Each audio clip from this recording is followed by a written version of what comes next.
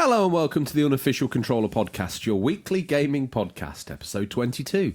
Games based on the big screen. With me, George, and as always joined by Tom. Steven Spielberg to my Stephen from the off licence. Tom, rapidly doing your homework on the school bus, I see. Oh, he's caught me out.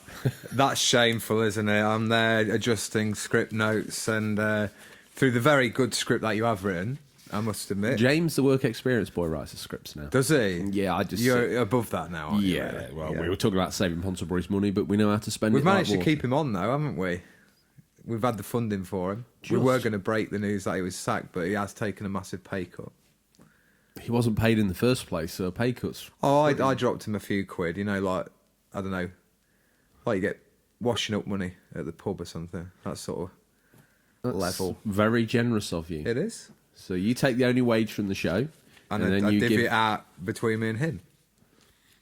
Sounds a bit harsh for you, I suppose. One would imagine that. The man who does all the work. Anyway, really. Listen, moving on. Tom, let's not waste any more time on this. We need to mount not only a thank you, because the unofficial controller army drew two. And especially the commando unit. The commando unit. The dirty dozen, as we like to call them. You know who you are? There might be more, there might be less, but let's not let a name get in the way of a good story, Tom, right? Yeah. The unofficial controller dirty dozen, you know who you are. The ones who go out there sharing bios, the whole bag of tricks. I'm sure we'll get to your names in the feature and in the listener Stingray. In fact, we can't name you because you're a stealth tactical deployed unit. You know who you are. You will be revealed with artwork over the coming months, I suppose. Maybe years. You are making promises again, Tom.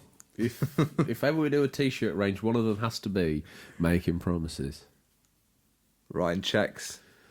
Anyway, Lord Ponsonbury is for the next 4 weeks above us in a tennis umpire chair, looking over the BBC recording studio in the unofficial controller bunker, the abandoned nuclear bunker that we live in the village of Farmerton, bringing it home.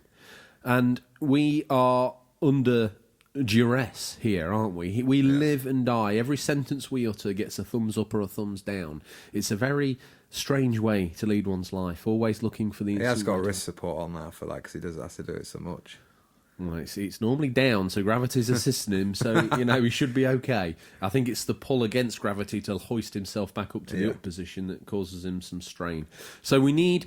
For the next 4 weeks, listeners, we're going to do this begging preamble before we get to the preamble for the preamble before we get to the preamble. But stick with us. So, once again, the unofficial controller commando unit went out there, delivered a stealth tactical blow, and it got us to 18th in the charts. Thank you. We'll put up some evidence of that in the Instagram stories. I'm sure we will. And that will be, there for you all to see. But we think we can go higher. The silent... but violent members of the listener community that are out there listening to the show, we need you to come forth. Yep. Do the shares, join the elite tactical unit. So you need to like, review, and just comment where you can. Give us any feedback, questions at unofficialcontroller. Tom, as always, because of the feedback he got for getting a little bit sort of jolly on Suntory whiskey, he hasn't been sober since. And he's rolled into this episode looking like George Best moments before he shuffled off the mortal coil. I think that slurring has become his new default, and this is where the show's at. He's gone full diva on us. Tom,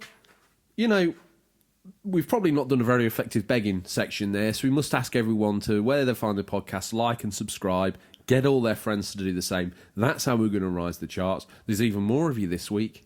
We're going to do a stealth release on a Tuesday, so you're all going to get absolutely excited and drop your pants in a good one and get it downloaded ASAP, get it wired straight into your ears. Yeah. It's a pleasantly genre-defining, genre-spanning episode, movie. It is, yeah, covering all formats. Even Uncle Brian, that's never played a game in his life, is probably going to think, you know what, Archer's about video games.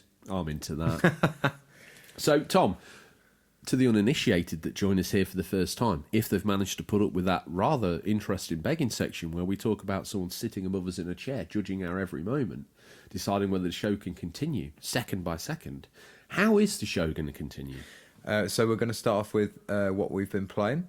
I ask you, you ask me. Nice. and then we go straight into the news, where we bring a sort of brief roundup of our favourite stories of the week, or the ones we Where have we deem scoured?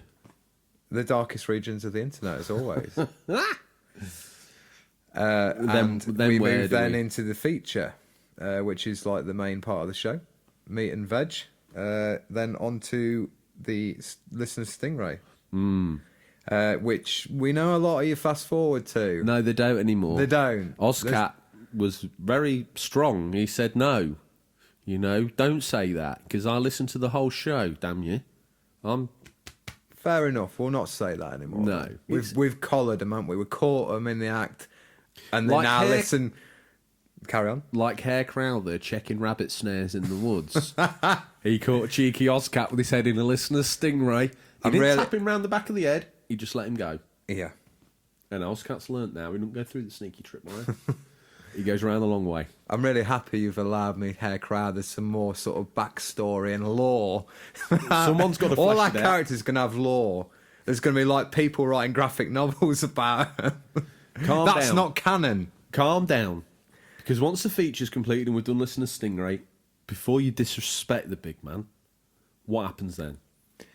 We get the new releases, which is AKA Stingray's Boot. Why would the hell would people listen to a third-rate pokey podcast? They call their new releases Stingray's Boot. Why is that? Well, for new listeners, because we have got some, and we should always make sure they're aware of what this is. Stingray's Boot is based on a fictional character who... No. It's based on a real character. Sorry, he is based on a real character, which we've turned into a fictional character. Yes. I am slipping up like a greased monkey this week. You've got a 400-page tome of character lore that you talk about. You've not read a single page of the dribble you've written. So he used to be a VHS. He used to do VHS copies of the films that were out at that time, and some smaller ones as well, sort of lesser known TV children's favourites. And he would come round the local villages renting them out the boot of his car. What else did he sell? He also sold knockoff nappies, a few Blue movies. I've heard in later years because I was a child at the time. Right. And I think he did the odd video game as well.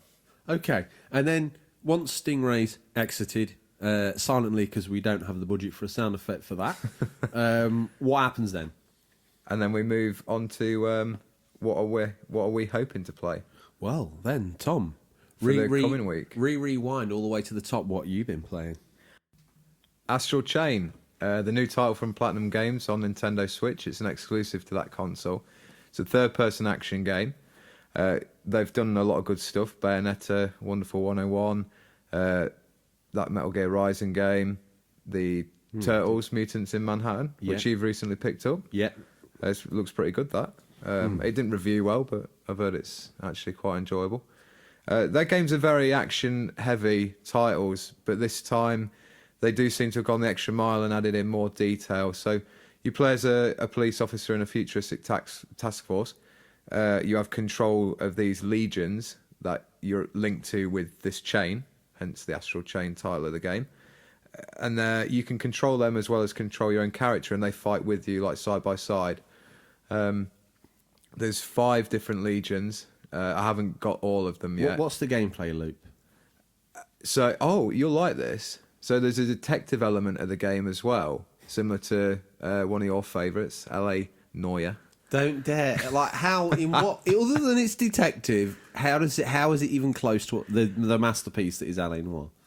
Oh, just like the detective element. Like you go to a scene, you investigate, you ask you around. do? Yeah, you go to a scene, you investigate. So you go around asking questions to certain people, and that'll highlight red in the text box, and they're talking as well. So then you build up all this case, and then hopefully that leads to finding the result of the crime, whatever it may be. So that's part of the gameplay loop.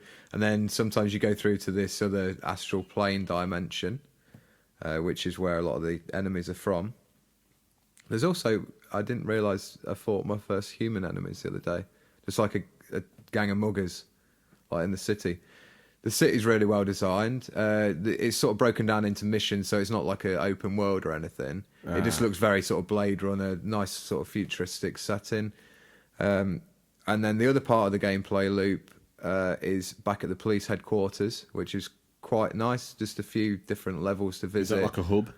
Yeah, it is. Yeah, it's like the hub of the game. And like I say, it is very platinum and it's action heavy, but it's nice they've really sort of... I think it's their best game I've played so let's far. just say- Most well-rounded. It's a 16 rated game. Yeah. Let's just say little Johnny goes out, it's his 16th birthday, he picks it up. Yeah. Is he going to be able to get through this game without just button mashing, or is he not? Well, what they've done is they've done like a mode that you can set up from the start if you wish to have a more sort of story-driven experience. But it's like, so a lot of the controls for the Legion can be quite complex, but you can set it so the Legion does its own thing, which is a nice way of making it a bit easier on sort of newcomers to that type of game, because it's similar to Devil May Cry, Bayonetta, as we've mentioned.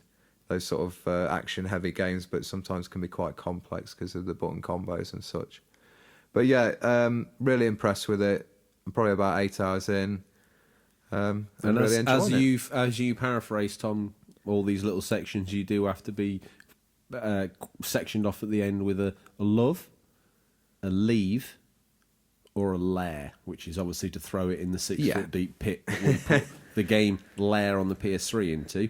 Absolutely. Where does Astral Chain fit into your rather advanced rating spectrum you've come up with? Well, I'd put it in the Switch top 10, so I'd say I love it. It's definitely one of the best titles you could pick up on the Switch today. Nice. Really recommend it. Anything else you've been playing? I haven't, no. Spent most of my time on that, in portable and in the... I think it benefits from the bigger screen. Still plays well in handheld, but it's just one of those sort of games I think suits the bigger screen better. Nice. But, yeah, definitely recommend it for a pickup. And you've been dedicated to that all week? Yes, I have. How about yourself? What have you been playing? I feel like I'm having deja vu. Now, what have I been doing? Played Alien Trilogy on the PS1. Oh, really? in my How's bed. that hold up? Well. Really? Yeah, it does actually. It's the controls feel good. The PS1, it's very early PS1 game, if you remember. You're very on topic as well with the up-and-coming feature. I know, I don't know. Maybe, You know, yeah. someone might Slick even think we Rick. put effort into this. And I think I had a little play on Yakuza, but I've not done a lot of gaming this week, Tom, I have to admit. It's a gaming podcast. I don't know what I was about to say, but it's a gaming podcast where I've not gamed. Ooh. Well, we'll let you off. You've been busy on the script. I think Herr Crowther's giving me the heebie-jeebies, giving me performance anxiety. Has he? Every time I pick up control, I'm not worthy. Yeah, he's an intimidating fellow, isn't he? He is. And his hand looks like it's wavering. He's in the umpire's chair, and he looks like he's a little bit bored of the self-indulgent twaddle. He looks like a guy, he knows what's coming, Tom. We've scoured the very darkest regions of the internet to bring you the latest stories and the news. First up, time to remember the fallen. Look, Ponsonboy puts his thumb up, he likes this. Sony is in the culling mood, or so it seems. Drive Club has been delisted from the PlayStation Store and due to have its servers switched off early next year. Unfortunately, even the holiest of the PS3's gaming pantheon is not safe. The multiplayer service for the PS3 games Uncharted 2, Uncharted 3, and The Last of Us having their plugs pulled. This was announced a while ago, but it still burns players that are enjoying the online side of these exclusives. Least they got a good run. Today's the final day you can sign in to play online in the Naughty Dog trio. From tomorrow, those looking to play some Uncharted or The Last of Us will have to go to the PS4 renditions for their fix instead. Will you be playing these games online for one last time, or have you been playing them regularly? Tom, and the listeners, I ask you vicariously. Tom, let me direct that question to you. Is that an issue for you? No, I have a friend who plays The Last of Us on PS4. He says it's really got a really good multiplayer, actually, but I've never tried it myself.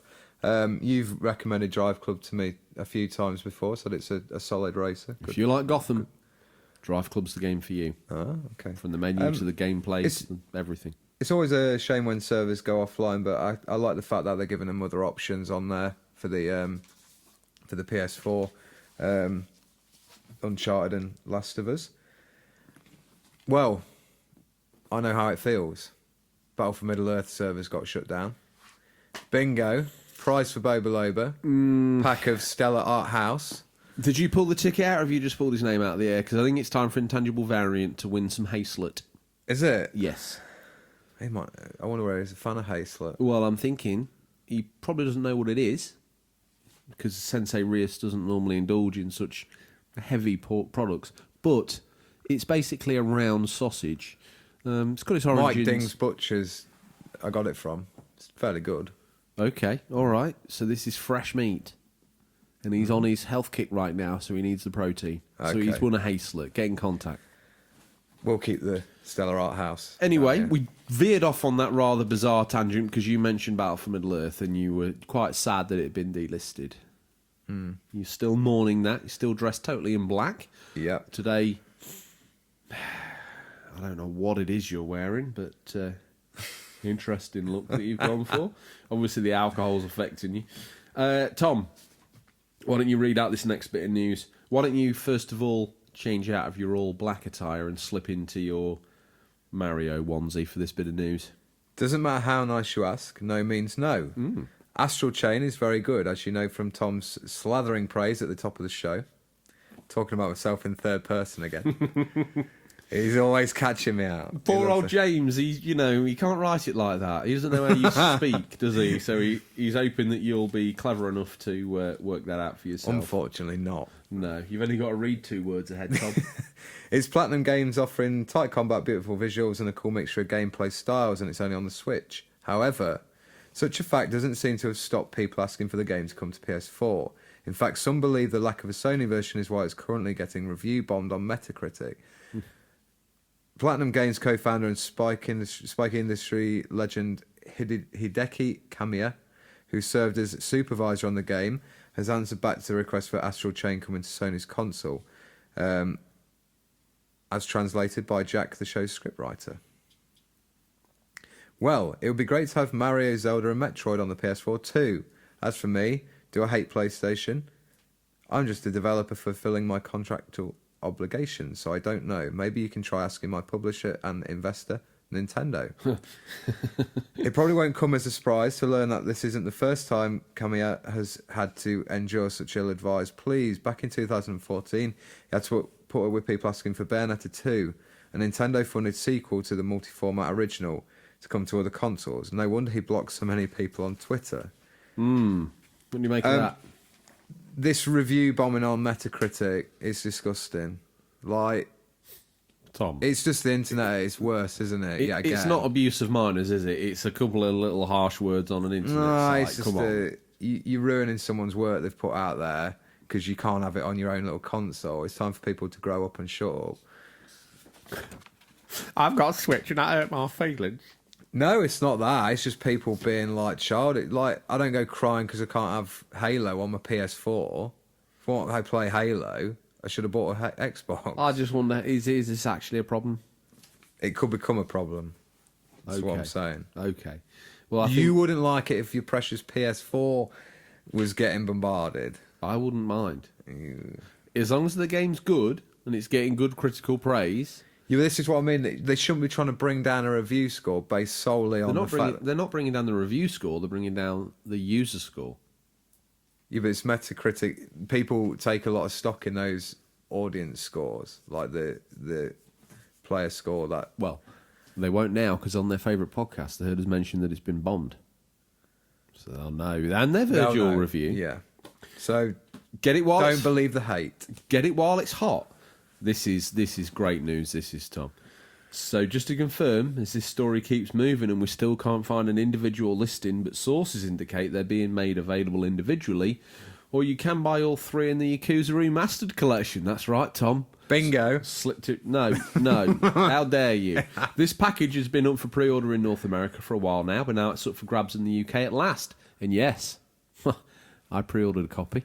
I wasn't quick enough to snag myself the special edition Shenmue box, though, which upset me. These remasters will ensure every major Yakuza title is available on the aforementioned beloved PS4. This is pretty important because the brilliant Yakuza 0 brought in many new fans, and after Kiwami 1 and 2, the jump all the way to 6 is a pretty big one.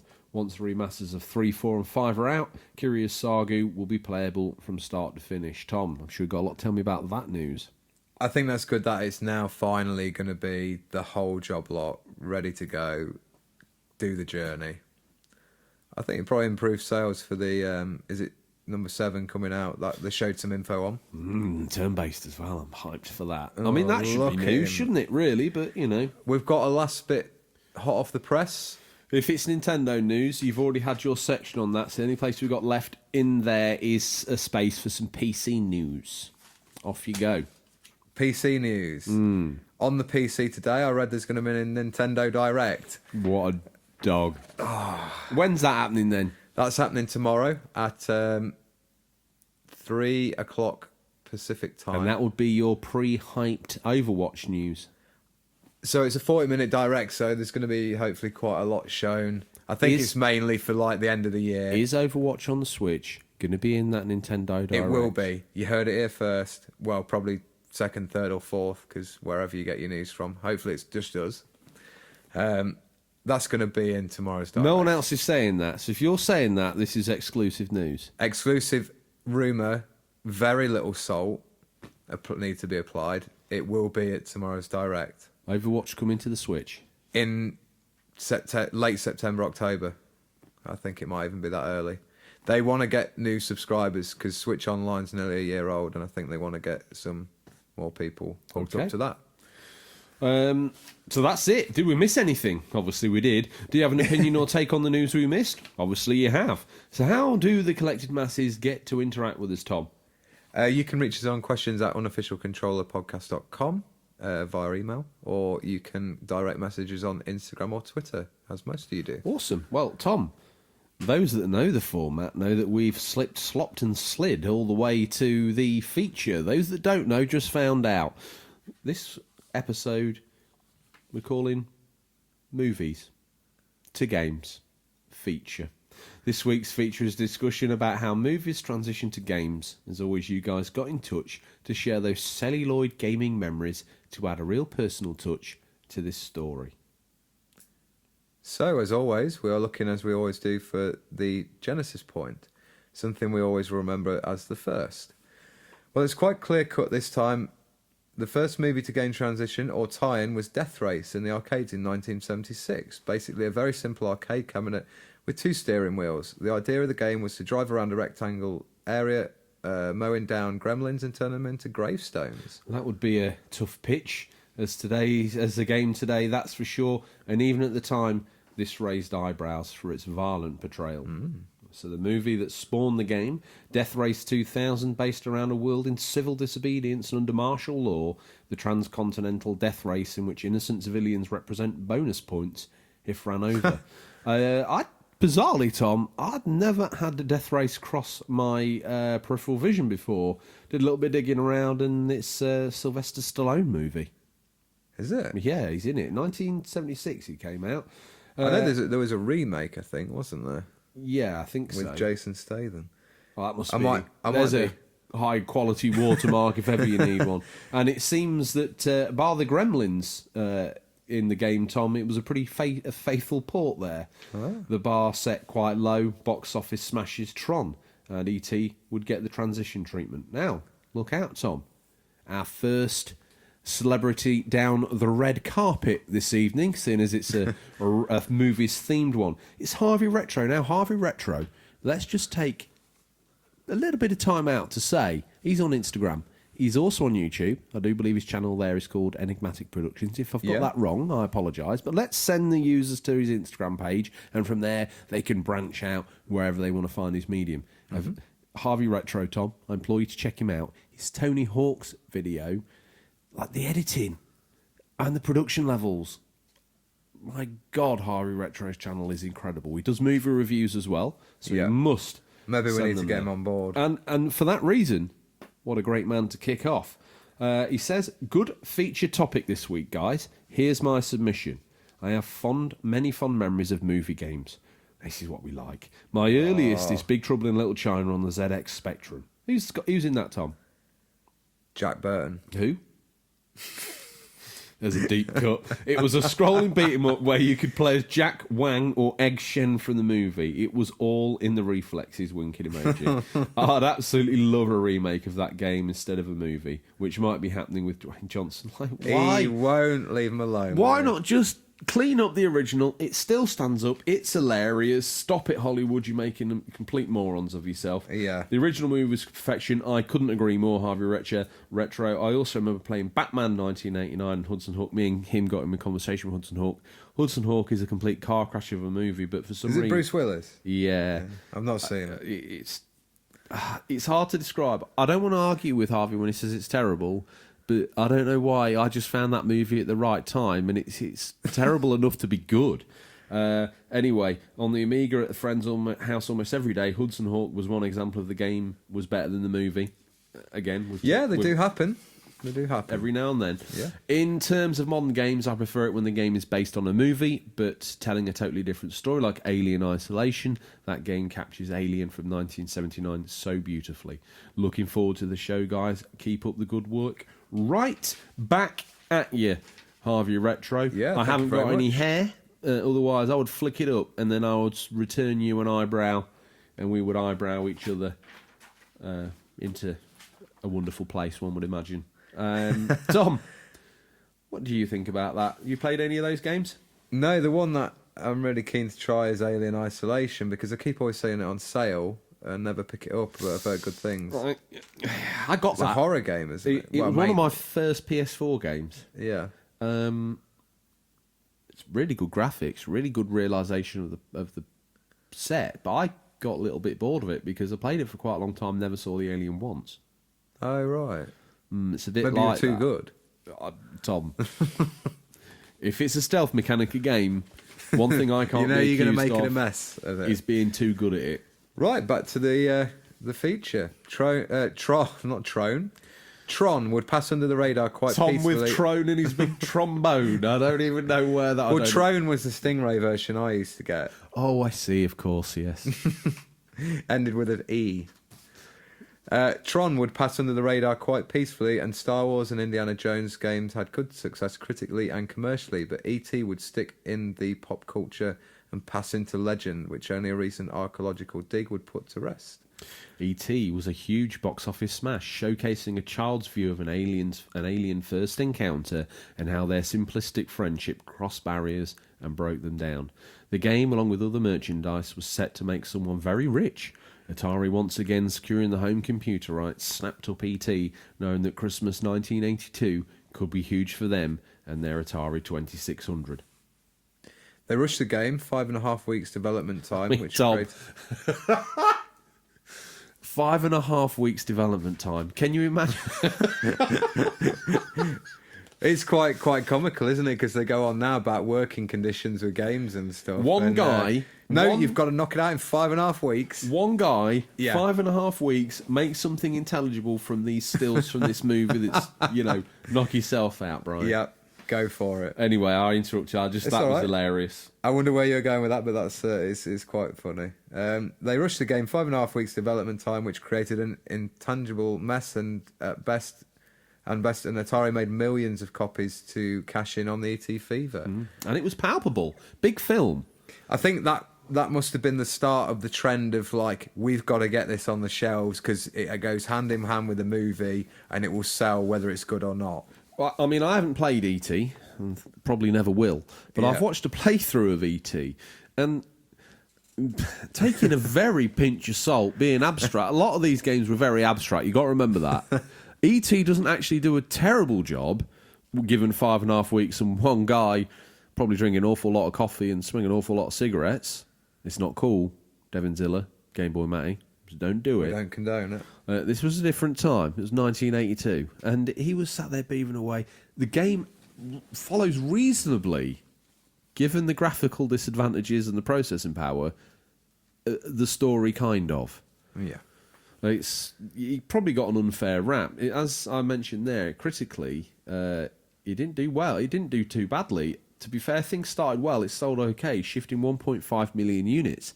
But that left 3.5 million units unsold. Wow. That's a lot of units. And if you and Stingray, as we always say, had a warehouse full of those and you had to get them shifted in a weekend, you'd be nervous. I would be. Panicking slightly, Atari faced up to the inevitable and ditched the cartridges, wiping them off their stocks and filling a landfill in the process. The rest, as they say, has passed into legend. Tom, Someone Speaking else of legends, walking down the red carpet, get the mic under their nose. What they got to say? stuck in the past lane.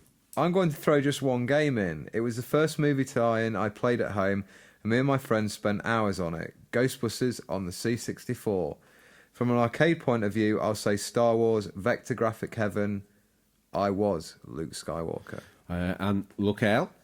Following Stuck in the Past Lane down the red carpet. Well, he's the winner of the most noble of prizes. Currently, for this month, he gets to wear the unofficial controller wrestling belt. Should we get him one of those foam ones you can get from Toys R Us? Like, Is it going to be the kids? spinner, or is it going to be Smoking Skulls? Yeah, Smoking Skulls. Okay, He's a so retro man. here's isn't he? Odders, the Most current of the time. unofficial controller podcast heavyweight champion. He says, movie license games are always cheap, rushed cash-in, designed to capitalise on the popularity of the film. But if you search past the likes of pretty much every LJN movie license game, like Nightmare on Elm Street, Friday the 13th, T2, to name a few, of which... Where's the rest of Odders' submission? I will carry on. You've sold that. T2 on the NES, which back in the day I rented out about 3 separate occasions before buying it. Do you know, hang on, pause there. Okay. I panicked there for a moment. Now, visions of the freshly anointed heavyweight champion rock bottom in me through the recording studio. Sorry, Sir Odders. Anyway, he goes on to say he rented it out about 3 separate occasions before buying it and then rebought a few years ago when I started collecting for the NES. There are a few games out there, like certain gems, Alien 3 on the Mega Drive and the SNES, Aladdin on the Mega Drive, of course, which we discussed was going to be a remake of last week. Yeah. GoldenEye on the N64. The first Alien vs Predator on the PC was a terrifying game, which came before the film. The film was terrifying for a number of different reasons, none of them good. Nice, like that. Even Alien vs Predator 2 and the PS3 360 versions were damn good. Alien vs Predator Requiem, we won't go there. Do you know what? For all my love of Aliens and Predator, I've never played an Alien vs Predator game. I had an Atari Jaguar. Have you seen the films? Yeah, I've seen... I just remember one very cool scene where they're on top of like what I think's a temple, and the predators are like holding off all the aliens running up there. It's like that was quite cool. I was hoping I'd made most of that film up in a bizarre red eye Bizarre express dream. on a plane or something. But obviously, On a trip down to Blockbuster to get Robin Hood, Prince of Thieves. Oof, I've obviously seen that based on your very detailed recitful of it there. And I've not played the games, so I feel quite remiss there. But Alien 3 was an absolute belter to pull out the woodwork. And Aladdin on the Mega Drive, of course. GoldenEye goes without saying, doesn't it? It does. So we move into the 90s. Yeah. Some of the highlights in the 90s made themselves known among the pile of cash-ins, and one or two in particular broke out, showcasing artistry and gameplay mechanics interface that inspired and astounded at the same time. We're of course talking about Aladdin and the Lion King, 2 games created by a partnership between Disney and Virgin Games, most notably around developer David Perry. Is that the same David Perry of... No. No. Don't make that mistake. Using innovative controls and graphics and actually incorporating animation from Disney animators, this really was an example of using the film's existing material really worked to enhance not only the looks but the recreations of both movies' iconic soundtracks. Tom? Yeah, this is some nice points there. Yeah. Are you gonna let the kids pick up that remake? Well, I'll pick With it up, the and double they can pack. have a go on it if I Yeah. let them. Yeah. I don't think, to be honest, they've... I wonder whether they'll enjoy it more because of it's not going to have the punishing difficulty unless you make them play it old I think that they've... I think that, like, my kids will play... They play retro games, obviously, because I forced them to at gunpoint. But they... It's not the punishing difficulty. I think it's just, like, the very... To them, a side-scrolling game, there's no nostalgia for it. It's people of our age and like just either side, plus or minus 10 years. I suppose there's a lot more variation in a 3D open world of like you can go here and you can do this. And if you've got no nostalgia for these games, I don't like. You know what Lion King's like. What do they play at the minute? Just out of interest, I forgot to ask. Like What's Kingdom the hot- Hearts, Yeah. Fortnite, Minecraft. Mm-hmm. That's what the kids are playing. Yeah. We should maybe do My a bit eldest of will a like feature have a one dip day in on of, Persona. Oh, okay. Final Fantasy 9, they've got a save file on. That sort of stuff. One with Rat Boy. Yes. Lovable Rat Boy. Well, next down the red carpet, we've got Davy Bones. Get the mic in his face. Back a bit. Okay. He likes his personal space, Davy He does. Bones. David Bones, he does not like you entering in the bubble. I have two that come to mind. Mighty Morphin Power Rangers the movie for Genesis and Mega Drive, and X-Men Origins Wolverine for the PS3. It's an awesome beat 'em up, and Wolverine is a pretty gory action game. Again, Power Rangers on the Mega Drive, I think I've played. In fact, I'm pretty confident. I might have that somewhere. X-Men Origins Wolverine for the PS3. No, I've not played that. I think I normally give these movie games. Let's see, we're going down a 4-carriage motorway, and I see a movie game in the left-hand lane. I'm on the far right. I'm like, I don't want to giving him a wide berth. Yeah. I think Wolverine transition would make a great single-player character for a game. But that's another topic. Totally different topic. Yeah. Happy Joystick's up next. Yeah. Waltzing down. He likes the mic in his face. Get it in does. there. Okay. In my opinion, the worst movie and tie-in game would have to be Street Fighter starring Jean-Claude Van Damme. I honestly can't believe Capcom pimped out Street Fighter like that. Almost ruined the series. Hear, hear. Yeah, it's not great, is it? You ever seen that? Well, You've ever seen that in action? Yeah. Oh yeah. I think I've got it. I don't think it's as bad as people. They went make it out. but they went with the Mortal Kombat route. Yeah, but if you in having that's fine. But if you map those animations on top of the sticks behind the characters that were already in your other 2D fighting game, what's the problem?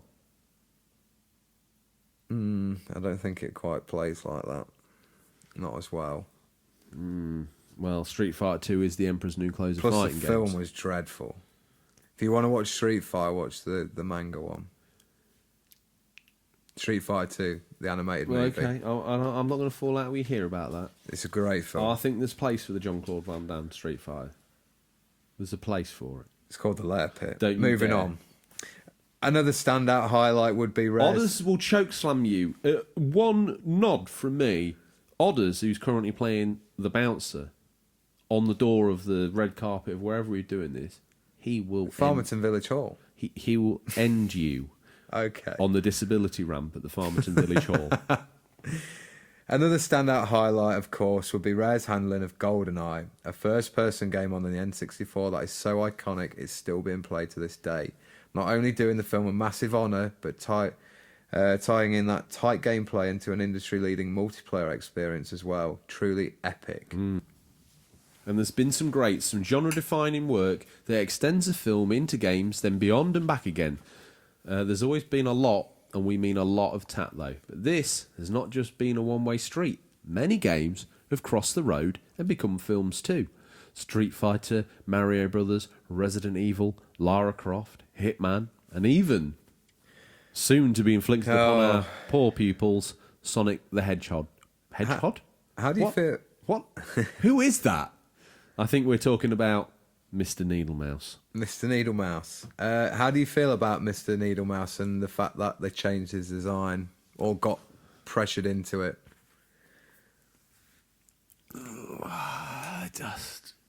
Tom, I'll be honest, I don't care. I'm just... Like, I think sometimes the internet... This is what my point I'm making. I'm like, how far is too far? Like, who's this movie for? Is it for them? quickly just going off topic, like the people writing in saying you need to change the end of Game of Thrones, and obviously the problems we've had with the Star Wars films where like we want this, oh we don't like that, we want this, oh we don't like that, we want this. Yeah, I think we're unanimous. We don't like Last Jedi. I've not met a fan of Last Jedi in It's in okay. person. I don't terrible. think fans of the Last Jedi come out of their little PC area. I don't think they ever leave it. I think they've ate so much they've never left. They've only ever seen a pirate copy. I don't meet Stingray real version. people that like the Last Jedi. There's no real people. Make yourself known. This is where half of the audience just went, do you know what? I'm a Ryan Johnson fan. They've just turned off, so they don't know what I'm saying now. Say what I want. He obviously was told or felt the need to make a very different Star Wars movie. Maybe they should have given him a different era. Not the main trilogy. Just go I away think and if you're going to give someone a main trilogy and you want the 3 films to work together, don't tell the middleman you can do what you want. Or have a different director. I know that kind of worked for the old ones, but... Yeah, but they always had Lucas in the background saying, don't do that because that's ridiculous. I know that's a bit of a stretch to imagine Lucas saying that, but he did. It will be amazing to see come Christmas how they tie it all together, but... Well, if we're to believe the laugh, I'm going to be watching that film through like just the corners of gaps of my fingers as I cover my face. I'm going to be like very nervous. Like the last film started with a mom. Well, Kevin joke. Smith, he's like one of the biggest. I like his videos a lot, and I listen to his opinions because I think he's a cool guy. He's got a beard like me. He has, yeah. And I was interested in what he had to say, and recently said the end shot will blow your mind as a Star Wars fan. He's involved in the new one, is he? I think he's visited the sets. He's a stuff, VIP geek. He gets to get into this, doesn't he? Why not? He's a bit like Simon Pegg. He gets where water can't. He made geeks popular, so we can't slay him too much. Which one? Kevin Smith. Oh, okay. Oh, and Pegg as well. He's not. So anyway, back to the red carpet. Stick. Who's going to let me pass it here? Ozcat. You can have the Ozcat. man that loves the whole show, not just listeners, Stingray. I'll have you know. When I think of words tie-in, I don't exactly think of a film to game or vice versa. I think of things that exist within movies or games that have the other, like the amazing movie The Wizard, where he used a Nintendo Power Glove, or my personal favourite Scott Pilgrim movie. There was a tremendous amount of gaming references from a P-Bar, the big pow boom effects to Dance Dance Revolution. Then Disney steps in with the 2 Wreck-It Ralph games that covers everything from Bartender to Mario to Call of Duty and everything in between. You have your terrible game movies too, which is probably probably what you're all wanting, like Mario or Mortal Kombat, and then some good ones like Silent Hill and CG Resident Evil films like Degeneration. I seemed to have a moment during that little read back there, Tom, where my teeth fell out my face. Sorry for that, Ozcat. Okay. And they're secured back in my face now, and I'll launch into Adam the Artist. He's got something to say here. I'm sure he'll agree with a lot of it. Not all of it, but some of it. That's your catchphrase, as you know. Hate to say I'm old enough to remember when every action movie had its own game. We're talking Spectrum 48K and C64 here.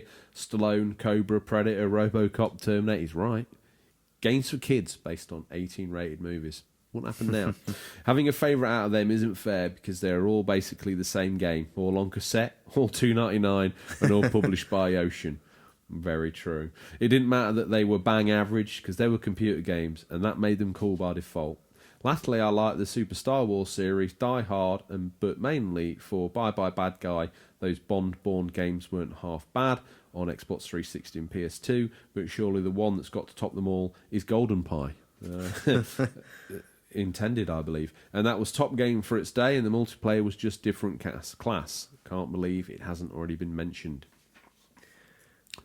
Once again, I think I can agree with all of that this week, Adam the Artist, a.k.a. Comic Pictures 79, and all the listeners this week got in touch through the medium of Instagram. Yeah, nice comment there. I think the Die Hard trilogy, I presume he's talking about. Yes. Fairly good movie tie-in. Well, we'll get to that. That might be one of my picks. Okay. And as we talk of these game-to-movie translations, unfortunately the quality didn't seem to match over that well. In our opinion, these games never got beyond mediocre at best. Tom, new listener, let themselves known. It's Gotham Games from Lincoln. You better stick that microphone right under the nose of the good Tom. Yeah, from Gotham Games. What's he got to say? I've been in there with you before. It's quite a good little retro gaming store. That. Currently enjoying. Now, please afford me this little segue. Okay. Tom from Gotham Games has never, until recently, when he told me that this is what he was doing, because I watch Trek. I'll admit that. I'll say that out loud. He announced to me. He said, "Oh, I've started watching the Treks," and I was like, "But what? You never seen him before?" "Never in my life," he says. I was like, all right. I was a bit taken aback that someone would choose to do that in this modern day and age. But he's having a blast. And vicariously, Are you watching the tracks? No. Oh. Poor man's Star Wars. Wow. Some might say Star Wars with substance. I'm sure Tom from Gotham Games would. What else has he got to say? He goes on to say, I think it's a mega shame that they're pretty much dead trend, as there used to be a lot of surprisingly good ones. They do seem to have died off in Ever the years. optimist, Tom from Gotham.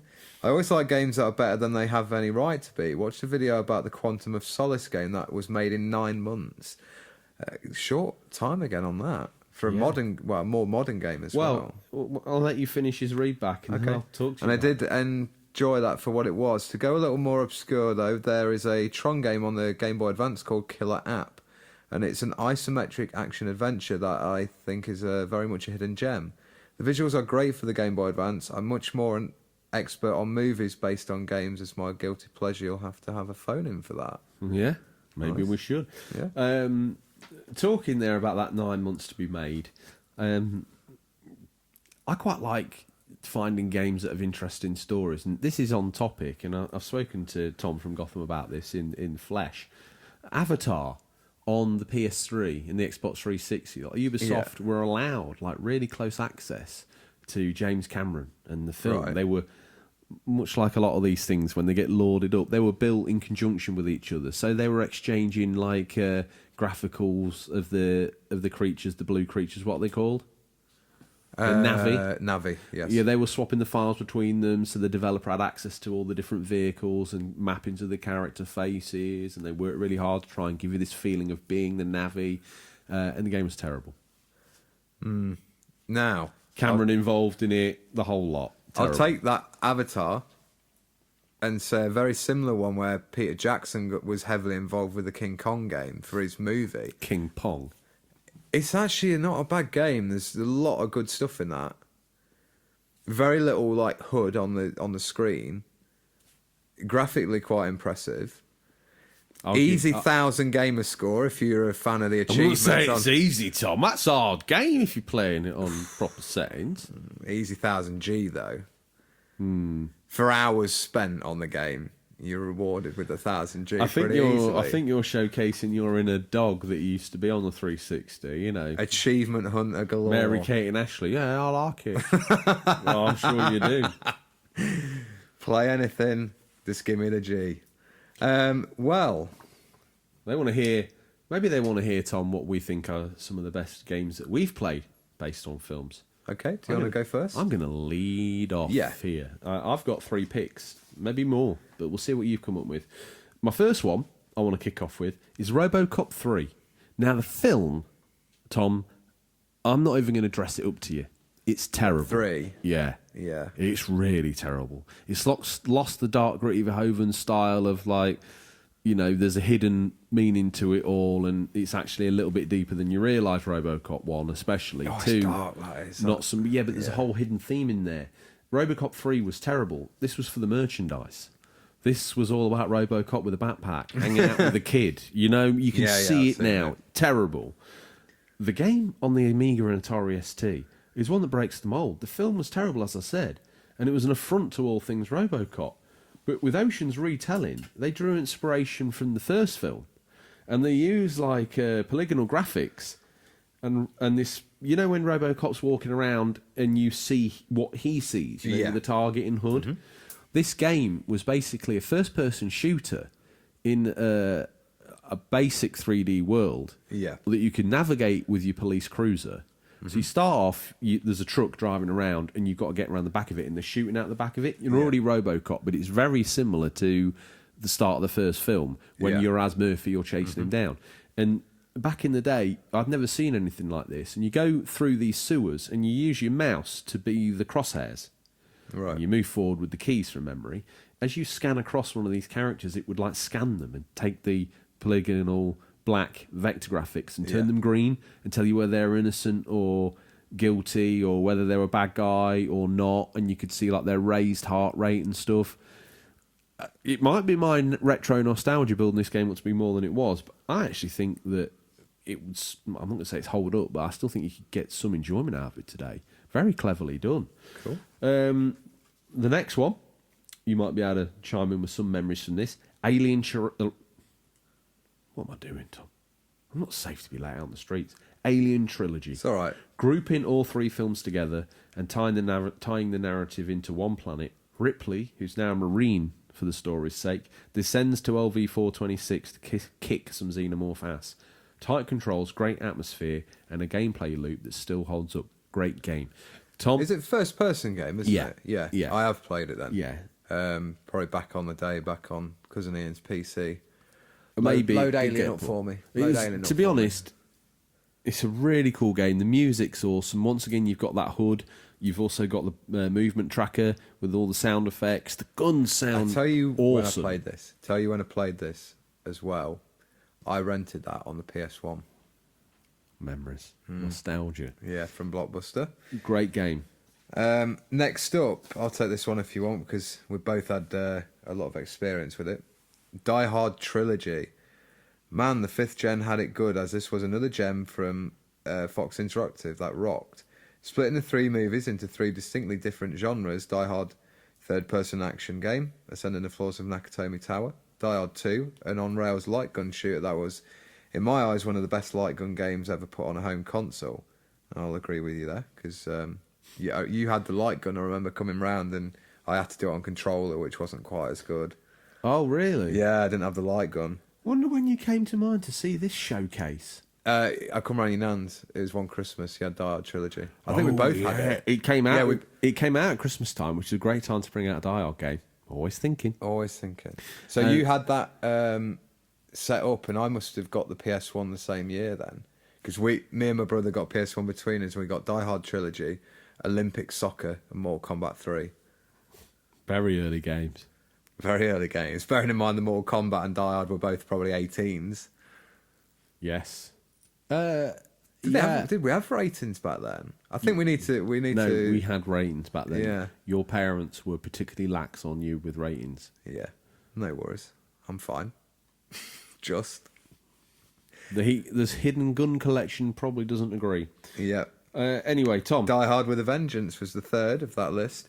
This was an all-driving game that looked incredible at the time. I remember thinking, like, it reminded me of GTA before there was GTA. I tell you what I thought with that. I was thinking, because this Die Hard Trilogy was quite an early game on the PlayStation. I remember playing the driving game thinking, they've basically mapped New York. You could play in first person in that car as well. I'm sure you could, because I can remember the blood on the windscreen with the wipers. With the wipers. Honestly, I was convinced. I mean, I hadn't played it. I played Alien Trilogy and that hand stands up. I'm a bit nervous about playing Die Hard. I think the first game's probably not aged that well. The second game, obviously, we haven't got the light gun to use. Unless we go and set up in the retro part of the bunker. And then Die Hard Vengeance. I remember at the time thinking, they've mapped New York into this game. This is incredible. Graphics can't get better than this. And this is just a spin-off part of a game. What's the real thing going to be like? Yeah. And Driver was terrible. Yeah. I enjoyed it. I played the demo. That was okay. What other picks have you got? Not the next one. What have you done homework on? You don't want me to take the next one? You want to... Put your homework in. Insert homework now. Okay. Lord of the Rings, Two Towers and Return of the King, the tie-in games. Really This is good a action. tightrope. If you pick another Lord of the Rings, I will throat chop you. No, because it's to do I will with... render you speechless for the rest of the episode. It was to do with a story going on in the books and in another part of Middle-earth at the time, so it can't technically be called movie tie-in. He's one for the rules, Tom. He's a bit of a stickler. Yeah, he is. Yeah, so Lord of the Rings, Two Towers and Return of the King, they did one, I They think, were each pretty year. good, yeah. They were. We've revisited those, haven't we? On the They hold PS2 up and the okay. original Xbox. So you and 2 Gondor soldiers hold off an army of 5 orcs. Yeah. When you hold it up against like Shadow or Mordor and stuff, it can't really compete, obviously. But the ideas they used with having like the battle going on in the background, but you were in like a part of the battle which was on your screen in a smaller. They were well put together games. Yeah, they were. That's what I mean. I think the advancements that they made and the gameplay nice to haves that got put into the second game, which is actually the third one, is good. I think that's the better game. I think the gameplay especially still holds up, doesn't it? It's like a bit of a button basher. it's not Streets of Rage style because it's not that sort of scrolling 2D beat 'em up, Tom. but it's Tom, the only thing you need to do to sell the concept of this game is tell me a game where you can grind an elephant's trunk. Can you do that? You must be able to do it. No, I don't. It's probably in a cutscene. It sounds too technical. Probably. It was all very on rails, though. Yeah, that's the point I was trying to make. It's not like you can suddenly go around this area in a 3D space. It felt like little segments of skirmishes among a bigger battle, which was a good way of doing it. What else you got?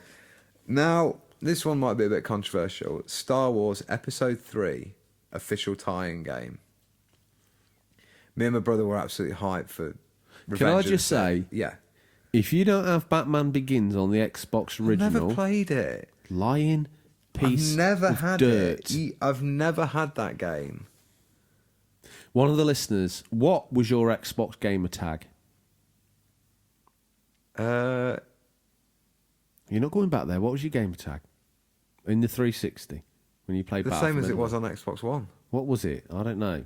I don't know. I should read it out because it still exists. Yeah, I want one of the fans who are better than me on the Xbox infrastructure to go back and tell me whether I'm right or wrong. Tom 'Cause 2011-84. Tom 2011. Oh, so you're going to do some detective No, I want work. the fans to do the detective work because they can probably work this out. They can make this happen in 2 button clicks. So they're there right now going, You've got your winkle pickers on. let's find out whether Tom played this game, yes or no. Let's put this to rest. I think you played it. I think you were telling me how you don't understand. It's great. You get Yeah, but they'll look stealth. and just go, wow, that is a high gamer score. Maybe not in today's standards. It must be Why has it mediocre at always best. got to be about like everyone telling you how good you are at games? You're ace at games, all right? You're the gamer. What else you got on that list? Yeah, so Episode 3, Star Wars. Overwatch. I don't think No. that was ever a film. If only. Tracer, one of the characters, is in Ready Player One, which is a great movie for game references. I joke, and then he actually comes back with it. Yeah, so Episode 3, Yes. the official game, was actually quite good, I thought. Again, me and my brother were real hyped for the film, so we would lap up any merch we could get our hands on. Jar Jar mugs, all the tat, Yeah. anything. Decapitated Dooku head pillows. Do it. Do it. In fact, if you're in the unofficial controller army now and you're about to share one of our posts, do it.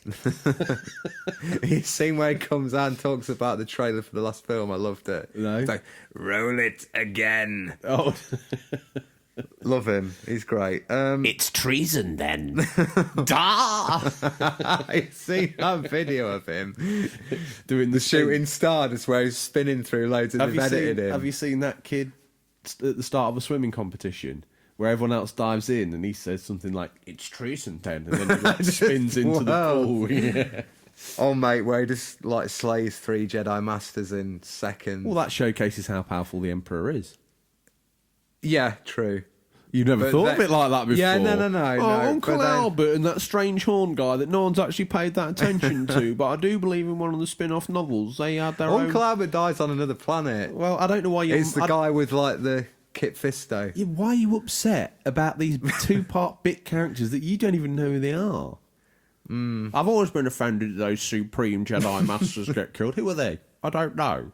What's their backstory? But then the nonsense that Samuel L. Jackson actually like just manages to nearly... Wait, he does beat him, doesn't he? He disarms him. And you're like, really? Well, I reckon that was probably in his contract, wasn't it? It was. I need to look tough in every scene. Yeah. What are the So games? the... Oh, I they just we wanna- haven't talked yeah. about it yet, have we? No. Do it. The actual like missions and stuff were average at best, but the real like bit we enjoyed was like a 2D, like a not a two sort of 2D background of different areas of the game, and you could have like battles, like lightsaber battles, just 1 versus 1, and it's really good. It's like a Star Wars beat 'em up, I suppose. Yeah, I remember. I Really think I had a quite go. enjoyable. I think I wheeled round and had a go on that. I think they put a few classic characters in as well, like Ben Kenobi and like old Ben and Old Ben. old Ben, Uncle old Ben. Uncle Ben. Okay. And there's no more I can think of off the top of my head that I've really... What about this? Star Wars Knights of the Old Republic. Does this count? No, it's not a movie. But let's hear about it anyway. Well, it's an example of expanding a film's backstory and doing something new with it. BioWare did a stand-up job. This isn't just a good Star Wars game. This is a good game full stop, and one that is so well loved in the gaming industry, would be dumbfounded if you hadn't heard of it, played it. Heck, Tom, it's even on iPhone. Yeah. The full great game. game. Yeah. Very good. Shame BioWare have been gobbled up by the EA giant, hasn't it? Before we close out, Tom, a word of warning. Step back from the palisade, because closing out this week's feature is everyone's favourite console cannibal, who's showing great discipline in not losing his mind with all this retro talk. He must be peckish. Now, PCSO Ross Kemp, he's wheeling him down the red carpet on a sack barrow so he can make his way into Farmerton Village Hall for the premiere tonight of whatever film we haven't seen in the village, Flight of the Navigator, new out, provided by Stingray. And a retro gamer, Thomas, his face mask has been declamped by PCSO Ross Kemp. If you could just paraphrase for us. I would have to say two of my favourite movie games would have to be Warriors, which was awesome, and to be fair, it was always going to be good because Rockstar really knows how to make a game. My second choice would probably be... Pause. I've realised, in my rush to put the script together, Red Dragon Reus, aka Intangible Variant, said that he was a fan of Rockstar's Warriors game as well. Okay, so another fan of... Sirius, apologies. You get your He time. won't Red Dragon punch you, don't worry. I hope not, because he's had that hastelet now. I think it'd be unrecoverable. Maybe that might be in a take we never ended up dealing with, but, you know, Intangible Variant, you've won a hastelet. Awesome. Rewind to the start of Retro Gamer, Thomas. I don't think He's going on to say probably any of the Rogue Leader, Rogue Squadron games were picks. fantastic. Good choice. Probably some of the best Star Wars games ever made. And two on the GameCube still hold up well today and look fantastic. I agree there. We talked about those in our Star Wars special, didn't we? Mm-hmm. I'll just chuck this one in, although not sure it will be classed as a movie tie-in, in more of a comic book hero, but the latest Spider-Man game on the PS4 was insanely good. It was. And, you know, these are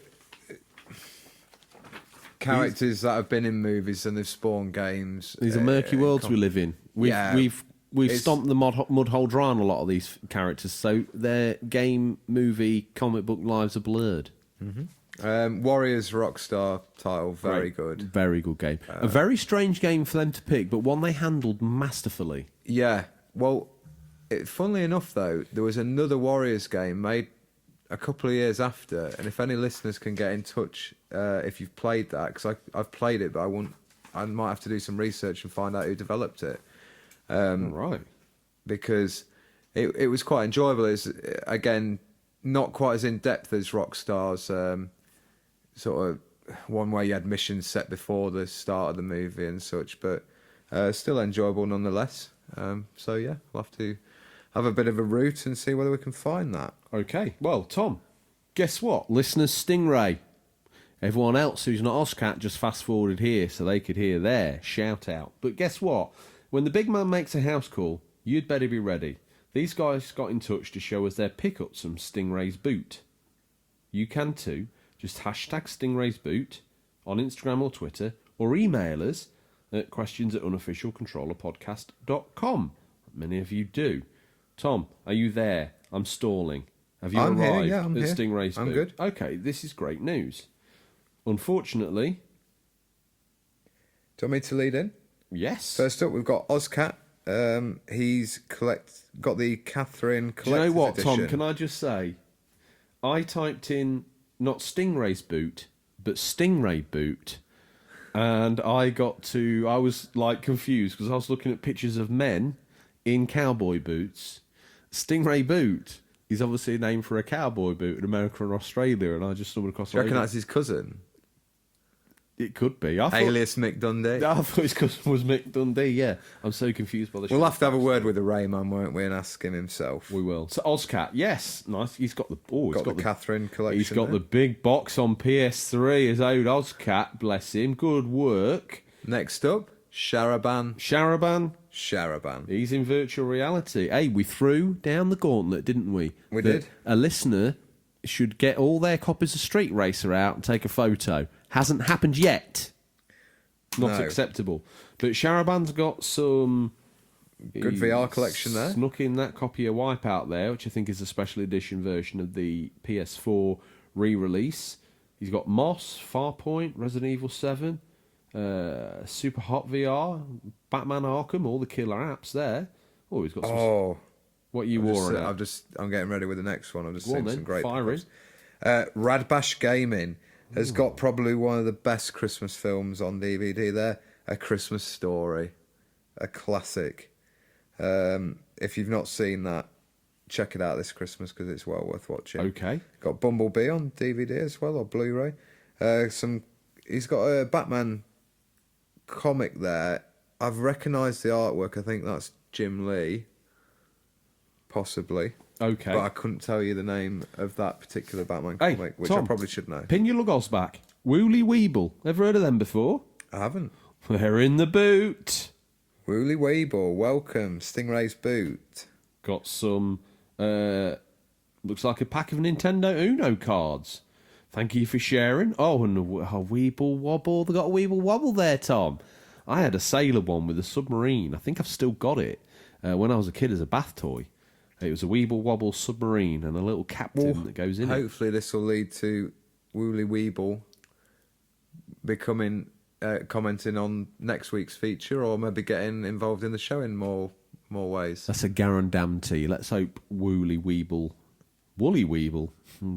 probably said it completely wrong, comes out of the woodwork and makes. We usually massacre the name to start with, and then as we go, we get better at doing them. Yeah. So that's why we like people to keep chiming in. Anyone that's in the boot could become the next member of the Unofficial Controller secret commando unit. We did reveal one at the end of the feature, so he hasn't got the pixelated face that's sort of covered up, and when he's in photos in full like digicamo, and he is actually known because he does like talks on like commando stuff. Who does? Retro Gamer Thomas. When he's not lashed up. Oh, right. So when they go out to battle, PCSO Ross Kemp goes out in the helicopter and he unleashes him. He jumps out the back with a parachute. PCSO Ross Kemp's scared of flying. I heard he drives the either Freight Rover or the LDV 200 van. Does he? Yeah. It got defleeted from the large town, and PCSO Ross Kemp put his neck on the line for it. With Retro Gamer Thomas in the back on the sack barrow, ready to basically just quick roll out, do your work, get the kills, job done, go home. A bit like the Hulk. Yeah. Okay. With that nonsense. After that slight detour, little devil underscore 71. Wow, I hope you wrote that down, Tom, because I'll be testing you on the law you fabricate on a weekly basis. I'm getting it all down. Okay, what's Herr Crowther's first name? Klaus Crowther. Let's ask him next week, listeners. I'm sure then it'll be Hans. Ozcat dropping a rope down to me and lifting me up to safety, well away from Tom's bizarre second life he seems to be leading. Persona 5 on... one day we ought to do an episode where the walls of reality like break down and I don't know. Like the end of Ashes to Ashes. I don't know. Yeah, I don't know what Farmerton. What's that? And maybe this is all your fever dream that you had after taking too much Calpol. Maybe. Okay. Anyway, I think we've got a new one next as well. Well, let's give Ozcat the mention he deserves. He tuned in at the start of the show and he's listened to over an hour of our nonsense. Yeah. Fair play to you. He needs his shout out. Copy of Persona 5 on the PS4. I've got it on PS3. Need to get around to picking it up on PS4. That's a fact. Otakabrum. Now, I think that he's a long-time listener. He's posted before, but now he's back out. And he's picked up some good games here. Yeah, he's got PSP game. Some solid Cube titles. He's got the GameCube promotional disc, which includes 4 classic Zelda games. Always worthy having in the collection. Have I got that? You probably have. I think I have. Yeah. Reloaded on PS1. G-Police. Rage Racer. Reloaded. Yeah, some good stuff. State of Emergency. Some good stuff there, Otaka, Yeah. bro. And hey, and tell you what, push through to the feature. Keep your eye on the posts. Tom, Sharaban. He's got some Mega Man collection. Yeah, and some Funko Pops, all that good stuff. Retro_collector_Ray. Welcome back, good friend. He's got his car boot. He's video. got a car boot live. pickup live. Says 1 minute teaser there in the boot. If you navigate your way over to his YouTube channel, click on him on Instagram. I'm sure there's a link that'll take you straight there. You can watch his pickups. Love a good pickups video, Tom. That's probably why Stingrays, listeners Stingrays, such a popular feature. Going in the boot. Here he comes. Ozcat comes stumbling in the door. His arms akimbo. He's got loads of stuff here. What's he got? Senran Karura. Oh, that's when he went down GameStop, telling himself he wouldn't buy anything, and came back with everything bar a Mario plush. Good effort. He dedicates this post to my good friend Milk Tyson, who runs an anime memes page that everyone should check out. Click, follow, back, done. Odders UK with the Namco light gun. He's packing heat. He's just rolled through the door on his belly, leapt up and said, "Yippee-ki-yay, Mother Hubbard." I think you can use that one on Die Hard Trilogy, even though it came out after. Because that was for Time Crisis. I think you can use any gun on that. Odders. Odders. You play my heart like a fiddle, you dirty dog. He's got a copy of Nightmare there on the... God, I can't even focus. Amstrad and Spectrum. I don't even know what that's like. I hope it's good. I like the case art, but I'm a big fan of the original TV show. That's a fact. Oh, well, so that's based on the game they used to play. Yeah, that's on the TV. it. Yeah, oh, right. Very nice. That you were probably still hanging tight to Mumsy. Yeah, very close in her bosom. Not cut from the apron strings at that point. About 13th birthday that came out for you.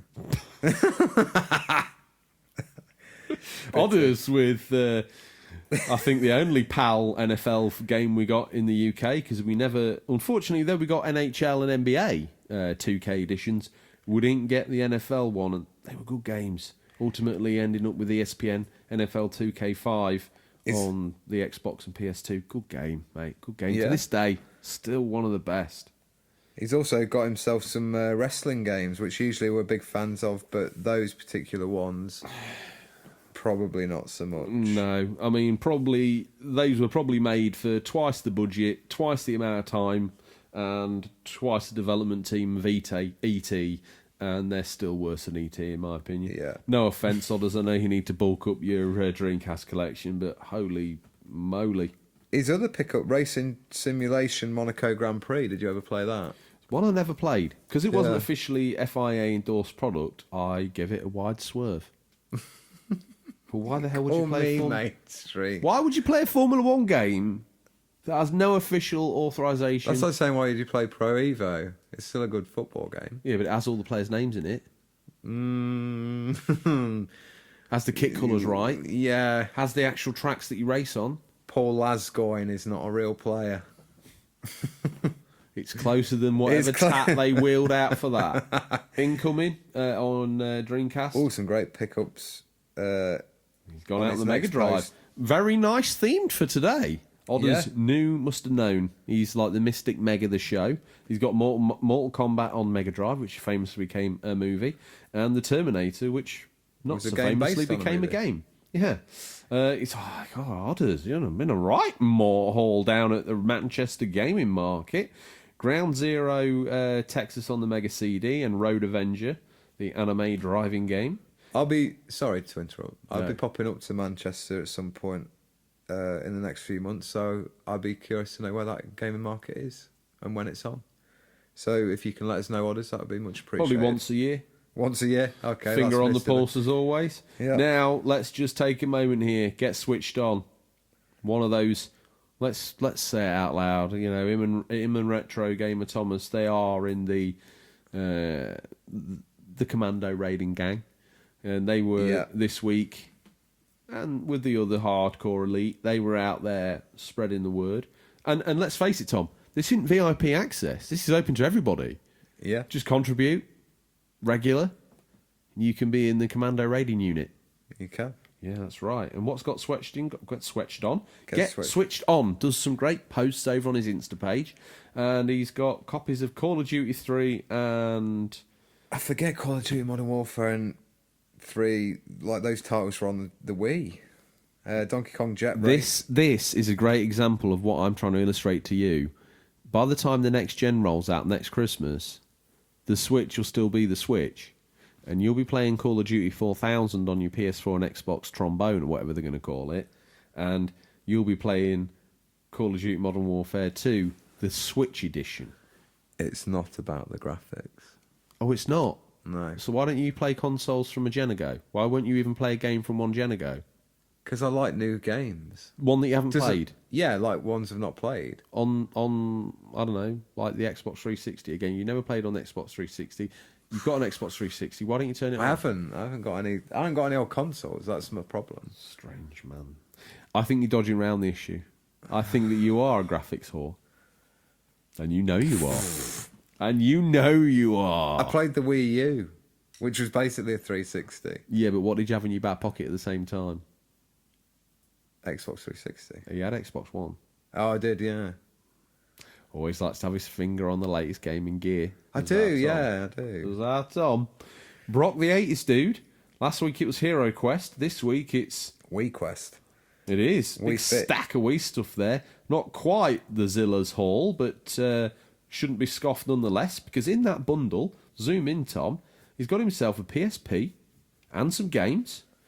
He's got himself a Wii. Far Cry limited edition statue. Exactly. He's got 2 DualShock 4 controllers. I like that orange and blue one. Reminds me of like the RNLI. I don't know why.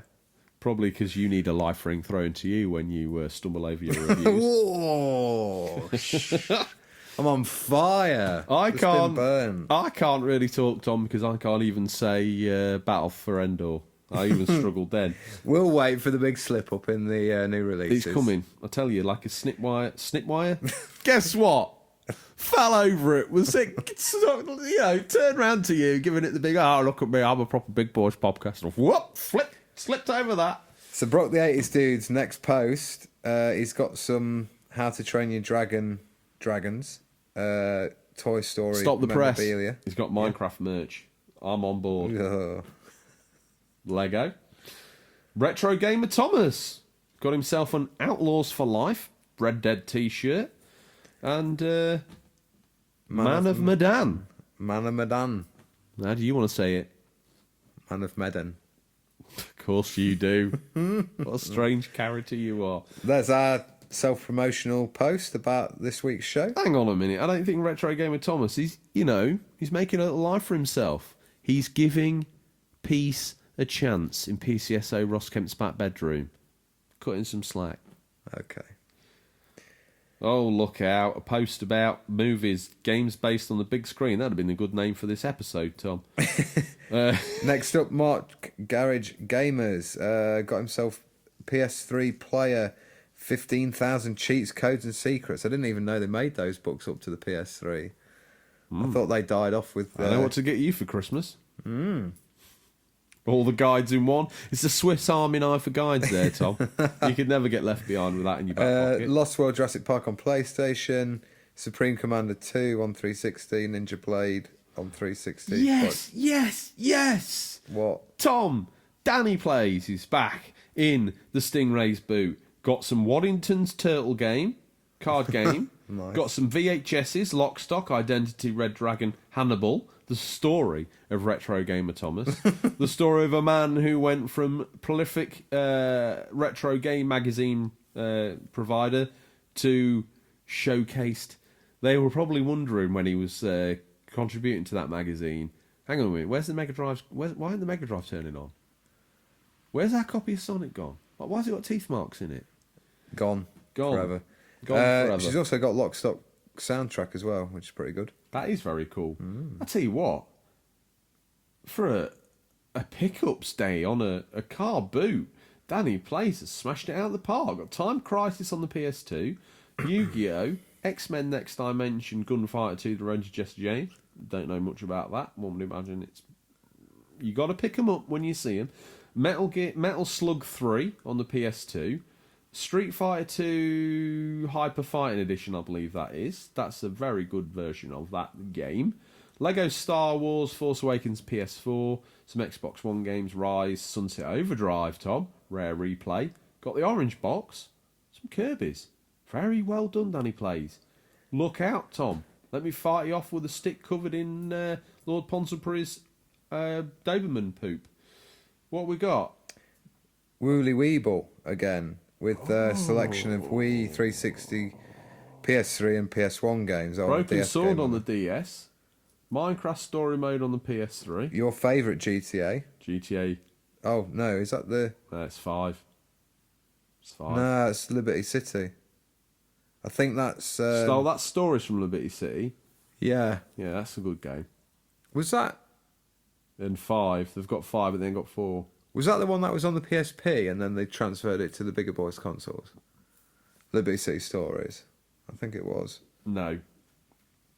That's the expansion for Grand Theft Auto 4. Oh, with stories from Liberty City. Ballad of Gay Tony and Lost and Damned. Yeah, and the one on PSP was called... Oh, crikey. Tales from Liberty City and Tales from Vice City. Yeah. Vice City Stories, maybe? Yeah, it was Vice City Stories. They're pretty good, actually. Next up, Game Boy Matty. The show's immortal 2-year-old. Even when he's 38, he'll be 2. Dad's been looking forward to this one for a while, and a very cool picture of Astral Chain on the Switch. I tell you what, Dugan McMahon took his life in his hands there, Tom, because he didn't wait for your approval to get Astral Chain. Well, he just went out there, gun half cocked. He's a brave man. He is. Part of the crack squad. Oh, we're revealing them all. Oh. We need to stop. Well, Blacked Up crawling in under the wire. Here's another one, Ozcat, leaping up. What's he got to say for himself? He basically, his special ability is he makes a human body armour from all his Switch titles. I tell you what, Tom, that's in some places that armour's going to be about 3 foot thick. It is. He's the equivalent of X-Men's Juggernaut. Stuck in the past lane. Now, I don't know if this is a new listener for you, Tom, but they're a listener that takes their shots in the style of a Polaroid and then writes... Never going to let me live that down. Writes like a little tagline, Mega Drive FPS, FFS, he says, which is great. We know what that stands for. Funky feels, sister. Bloodshot on the Mega Drive. Look at the state of that. Oh, bless him, he's had a go, but there's no way he can make that game look good. Next up, we've got a post, a latest one from Adam the Artist. Do you like that, boss? Picture of you? Makes you look like a drunken fat guy. That's what you are. He's not... Okay, well, it's very lifelike. He's just spilt his port all down the side of the high umpire's chair. Retro road trip, Tom. Look, he's been on a retro road trip. He's picked up... I tell you what, I think that's that thing the Atari's on. He's actually a game caddy as well for all those games. Wow. That's awesome. Very nice. Very good pickup. Retro Gamer Thomas sharing one of our posts. Promoting us. We need the UC Army for commando raids, and we've got what we wanted, Tom. But what we're going for this time, we've got 18th. We're going for top 10 again. Yep, so we'll just quickly stop to say, please like, subscribe, follow, leave a review on whatever podcasting format you use, Spotify, iTunes, anything. Just please help promote the show and keep everyone enjoying it and keep it on the go. Please may I take the next post from a loyal listener? Yes. Tommy UK 73, obviously long time listener, first time poster. Bit third rate though, I have to admit, and it doesn't look to me like he's got enough pennies to save up for a colour camera, so he's had to pop it off on Mumsy's old black and white jobby. I'm sure Boots raised an eyebrow when they got some black and white filming to develop, but there it is. Actually, do you know what? That's beautiful. It looks like... What's that Streets of Rage thing? It's a coaster, yeah. Present from Tommy UK's brother. Ah. It appears. Stingray. Yes. Yeah, young Stingray. Wayne Ray. And if you're taking that... No, if we made a live-action picture... I know where that is now. Yeah. Oh, I thought it was like a dinner mat. The detective mind churning away. Yeah, over the Sherlock. Welsh Game Hunter. I'll like your post while I'm here. Apologies for not doing it sooner. We do get a little bit inundated, but he's got Buzz. The TV quiz for the PS. I tell you what, Welsh Game Hunter taking a huge pile of shovelware to bolster the collection up there. Surprised you didn't pick up the TAC controllers that go with that Buzz game. Yeah. You probably got them. Apologies. Retro Collector Ray back on the scene. He's not been doing bad. Picked himself up a Mega Drive 2, and he's got himself a 6-button controller as well. £15. Needs a clean but nothing major. Yeah, I think that's fair value. These boys know how to do it right. The Barbaro Games has been bolstering his Switch collection. Final Fantasy 12, the Zodiac Age, and he's got the X and X2 remaster, which were my mummy the week they came out. Yeah. Better like his picture. Rascal_Life. Well, hello, new listener. Welcome to the family. You've got a pair... Oh, found a GameCube at a garage sale a few weeks ago for Silver $3. No power cable, but you know I'll find one now that I'm looking. Nice work, Rascal_Life. Welcome to the show. We're following you. I've liked your other show. Oh, Tom, go click on Rascal_Life. I don't know what game that is. It looks like Super Hang-On, but it looks like the artwork that Adam the Artist did for us. I've probably set you far too many. How far down? Second picture, it's the GameCube one. The listeners ain't got the patience. Rascal_Life? Yeah. Yeah. Second picture on his thing? Yeah. There's a GameCube. Oh, I see. Yeah. Catch up. I'm Eslo and Midner, loyal fan of the show. They've leapt forward and thrust themselves into the hardcore elite. Got to be careful I don't describe this like the SS, though. I think we're verging on it. We need to pull it back. It's cooler. It's a bit more Inglorious Bar Stewards, isn't it? Than it is. That's maybe what we should call them. The Inglorious Bar Stewards. It's not a swear word. Bar Stewards. Stewards of bars. Yeah. Like barman, but inglorious. That's their task force name. Yes, Inglorious Bar Stewards. We do our best thinking on air. The law will change next week again. Of course, where we use the law podcast like a Blue Sky thinking session. So with Midner, got a copy of Collection of Mana there, and a mug with a few... Is the brew part of it? Yeah. Probably is. Mark Twiggo up next, got himself a selection of Mega Drive games. Oh, yes, because guess where this has been taken, Tom? Look at it. In the back of the car. It's on the car seat, isn't it? Yeah. Perfect fodder for listener Stingray. James Pond 2. He's done well for himself. Aladdin on Mega Drive. Yeah. It's a PGA Tour Golf 2 on the Mega Drive. That was good. That is still a great game. I remember being in my grandma's front room playing that. I don't know why we had it. We must have rented it or something, or a relation had it. But all the uncles getting involved. Can I have a go on that? So we set up like a tournament, because I think you could set up a tournament between so many players. Yeah. You just took in turns. Great idea for multiplayer. We had that on the Works PC in 1995. Sharaban. Tom, you got to say his name, that's we can't bring him out. He's had too many shout-outs. Oh, right. Well, he's got a collection of Mickey games. That'll do him. Mickey Games is obviously a translation in French for Street Racer. Oh, Rascal_Life. The picture I'm saying, click on this thing, then scroll down, then click right and up, down and follow. Right. He's in Stingray's boot. He's picked up a Sega Game Gear. That picture, your favourite handheld? Is, I'm going to chuck myself out there. Might as well be. A picture looks like the Sunset Road picture that Adam the Artist did for us. The Photo Mode 16. Not heard from you for a while, but they've had a nice Sega bundle here, Tom. Yeah. Wipeout. Sega Saturn controller. Virtua Fighter and Tomb Raider The Last Revelation. Yeah. The last good game. Rad Bash Gaming. He's got himself a... Over 1,000 games, a complete encyclopedia of games. Yeah. He's got himself a lanyard as well. Is that Dragon Ball? Looks to be. Yeah. And A Grave of Fireflies. I think that's an animated film. Meant to be quite good. 9 Inch Nails. And Asteroids. Here he is. Harvey Retro. Just a slight delicate raise of the eyebrow, sir, but you're holding up a very, very... That is a mint. Clean I wouldn't say copy mint, but for the age of very Paperboy. Very cool. Harvey Retro. He's very cool, Tom. He's Sub-Zero. He is. If my left toe was half as cool as Harvey Retro, that rhymed, didn't it? I would be nearly. Well, I'll be as cool as I could ever wish to be, I think. Mm-hmm. Check his videos out. I will. Swear down? Yes. All right, then we'll carry on.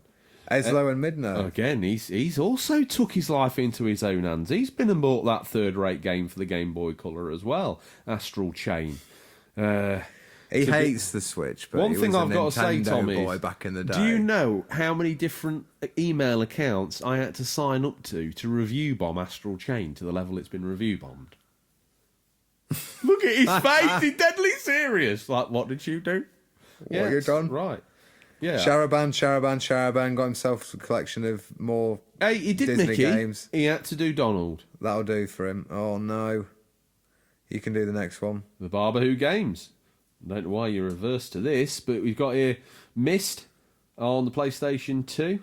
I just click back on my phone and I can't. Oh, go on I the boot. see. You've had an issue. Jake Cocoon 2, a game I've recently picked up as well. Got the original, and the second one I stumbled across for an absolute steal. So I thought, is that his games collection there on the right? The Barbara Games, yeah. He teases us with these little Easter eggs, doesn't he? Anyway, back to the main story. He's picked up some Lynx games, fair play. Might have been back off my history of handhelding. Doubtful, but you never know. The one-man show. Sims 2. Yeah, Is that the full turn of the wheel? it is. We've started, so we'll finish. That's us back to the start. Yeah, because that was young Digby's post of his Minecraft figures that he sent to the show's email address because, Tom, he's too young to have social media, but he's a fan of the show. Yeah, we don't want social media at a young age. It's not good. Finster Gamer here, just as an aside, mentions the describing our show to a friend of his to try and urge them to listen to it. He describes back to me it was like describing a crazy cheese dream I'd had.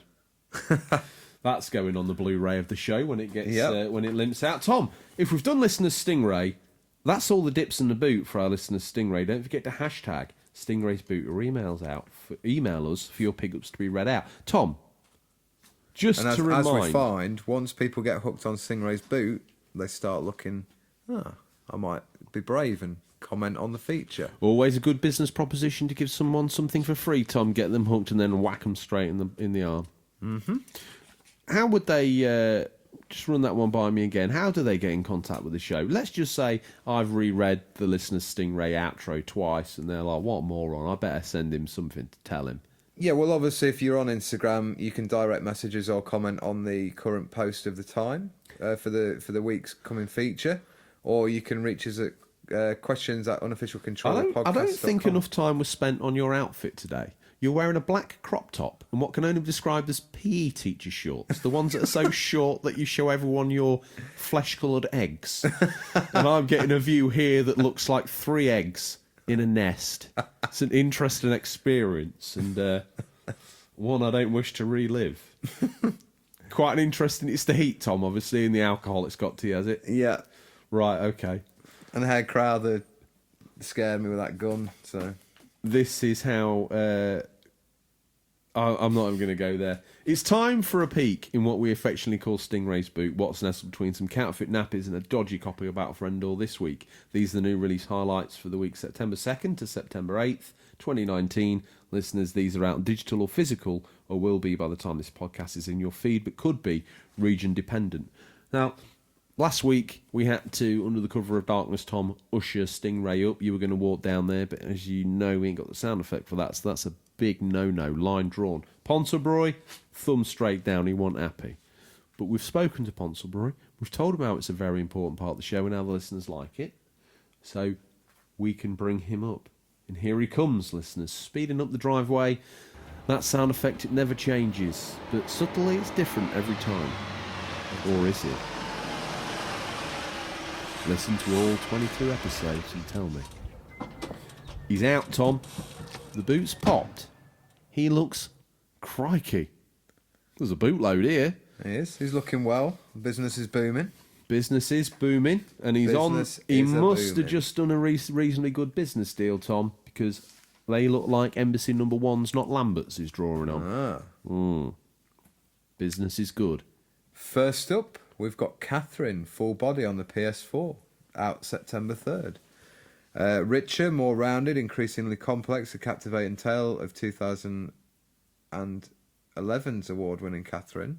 Is that when that came out? I didn't realise it that old. Finger on the pulse. As always, Catherine returns in Catherine Full Body. Indecisive protagonist Vincent has been with his longtime girlfriend Catherine for 5 years, but instead of taking the next step into marriage, Vincent finds himself in an affair with the provocative blonde bombshell Catherine. C. This sounds like a night down the wagon. Thrown into discord by his own infidelity, finds solace in the innocent Rin, further complicating matters. Adding to Vincent's dilemma, he begins having nightmares that force him to climb for his life. Will he survive the trials and tribulations of love, or fall to temptations? New father, Tom, I'm sure some of that story beats chimes with you. Yes. Backed with improved visuals and gameplay, brand new music, enhanced multiplayer options, and much more. Prepare yourself. There's a man for who a answers full-body questions experience. without actually listening to the question. Yes. Next up, Children of Mortar, PC, September 3rd. Children of Mortar, a story-driven action RPG game about an extraordinary family of heroes. Lead the Bergesons with their flaws and virtues against the forthcoming corruption. Will you be able to sacrifice everything to save the ones you care for? That's a very grey, by numbers description of a video game, Tom. Final Fantasy VIII Remastered. Oh, are you having this? Yeah. It's not your mummy, is it? No. Yeah, so Final Fantasy VIII Remastered. PC, PS4, Xbox, Switch. It's all the close. hits. September 3rd. The mega hit RPG Final Fantasy 5, 6, 7, 8 returns. This new version features new graphical enhancements and a whole host of options to customise your gameplay experience. I just had to count there because I forgot all about that. The title was at the top. What we got next? Somewhere in the village of the Farmerton, Tom, they're missing an idiot. And an abacus. Yeah, both inconspicuously missing at the same time. Somehow he's never around when the podcast gets recorded. Last Oasis, PC, September 3rd. Keep moving, the world is dying in this nomadic survival MMO. Build walking bases and travel to new lands. Create clans and fight for territory. Resources deplete fast, so take your sword and scavenge, pirate and trade to stay alive. That's like a Mortal Engines... Oh, have you watched that? Yeah. It's quite good. Yeah. I thought it was really good. Peter Jackson. Next up, Phoenix Point, PC, Xbox, out September 3rd. Phoenix Point is a new strategy game from the creator of the original XCOM series. Ooh. Features turn-based tactics and world-based strategy and a fight against terrifying alien menace. Your enemy will mutate and evolve in response to your tactics, creating a huge variety of challenges and surprises for your on the battlefield. Wow, okay. Next up, what's your mummy if you picked it? Yep. Does it give me the G? Yep. Well, if you pick that, Tom, I will absolutely roast you alive. Go for it. That's fine. What we got? Spyro Reignited Trilogy, PC and Switch. It's was an exclusive on the PS4 at that rate for a while, and Xbox, wasn't it? But September 3rd, same sick burns, same smouldering attitude, now all scaled up in stunning HD. Spyro is back in the Spyro Reignited Trilogy. Rekindled the fire with remastered versions of the original 3 games, Spyro the Dragon, Spyro 2 Ripto's Rage, and Spyro Year of the Dragon. I score bombed it on PS4, that's why it's come to Switch. I could believe that if I knew that you could actually sign up to an email account. Can't be traced if I'll you've look got at no you email. all angry, ready to bop you on the nose. Yeah, cannot be traced with no email address. Much like the Stingray. Yes, he taught me well. Warsaw, PC, September 4th. Warsaw is a challenging WW2 turn-based tactical RPG taking place That in a stands for World war-torn... War Two. World War 1. World War Two. World War 2. World War 2.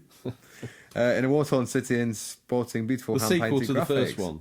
You know, it's like the Empire Strikes Back of wars. That one is. Yeah. Lead a small dedicated outfit of civilians and soldiers with their unique skills in their fight to take back the city besieged by occupying forces.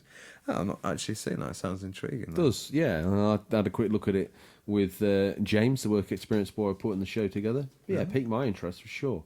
Cool. WRC 8, PC, PS4 and Xbox, September 5th. Would that be World Rally Championship? Yeah, I think it would be, yeah.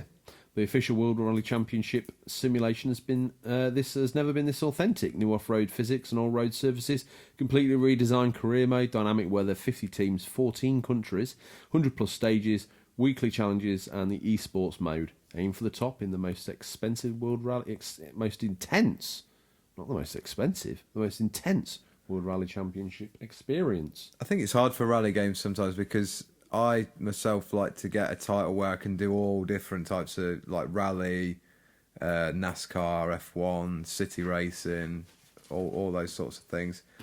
But where's my phone? Because I need evidence for this next. I need to make sure I've got evidence with me for the next one. Yeah. Creature in the Well is next up. PC, Xbox, and Switch, September 6th. Unlock the power of an ancient facility and face the ominous, all-seeing creature in this unique pinball-inspired hack and slash. And it's strange, you... Mummy. This is your mummy, is it, Tom? It is, but you can call me out, but I've got an answer for you. Gears 5, Xbox Games Pass, and retail editions available. September 6th. The world is crumbling. The swarm has corrupted the Coalition's robot army and is descending upon human cities. With danger closing in, Kate Diaz breaks away to uncover her connection to the enemy and discovers the true danger to Sarah herself. Sarah. What makes you pick that? I'm curious to see where the story goes now, because I've played all 4. So, yes. Shall we move on? You see, yeah, we probably should. It's okay, because I'm not actually going to be buying it. I'm going to be watching a stream of it. Because I don't own an Xbox, but I really want to know what happens, so... Right, okay. Yeah. I'm like renting, but not paying for it.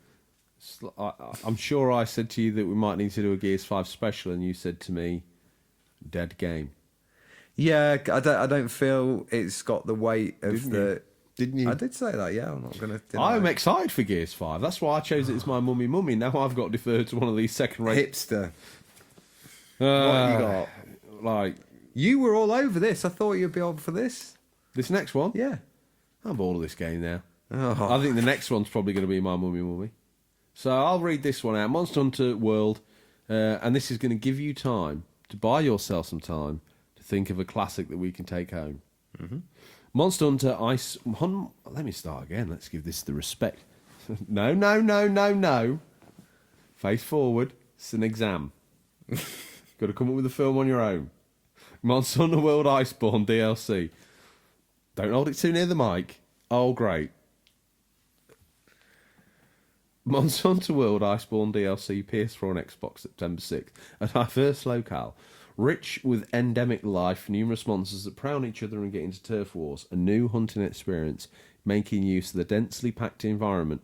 Monster Hunter World, the game that brought you a new style of hunting game, is about to get even bigger with a massive Hunter World Iceborne expansion.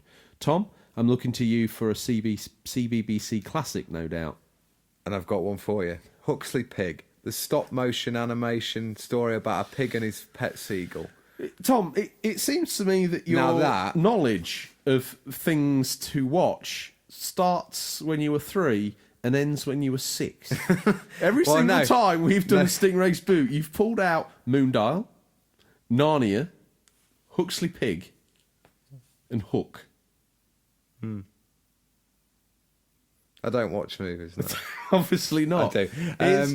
Is that your mummy? Yeah, and the reason being, we'll tie this into the Stingray about his real life counterpart.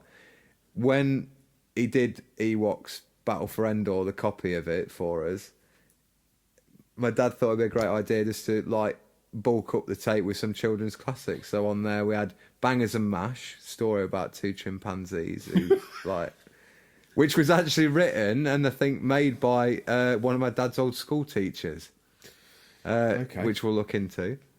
And Huxley Pig was on there as well. And I think possibly an episode of The Raccoons. It was like a child CBBC variety tape / That cartoon was as good as its theme tune and no more.